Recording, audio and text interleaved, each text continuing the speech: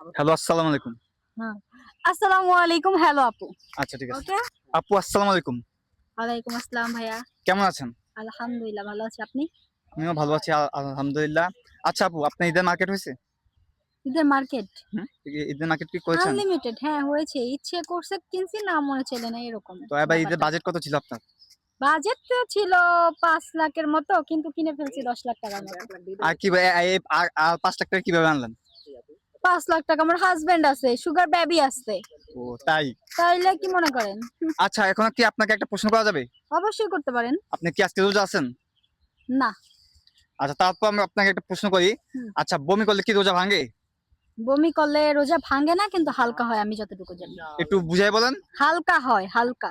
হালকা মানে একটু বুঝাই হ্যাঁ, বলেন, দর্শকরা তো বুঝবে না। প্রশ্নটার তো একটা উত্তর আছে। এবং আপনি হালকা বললে তো হবে না, এটাও ভাঙিয়ে ওটা বলতে হবে। হালকাই। হালকা একটা বুঝে না মানুষের যে কোনো সময় দেখা যায় কি হাতটা একটু কেটে যায়।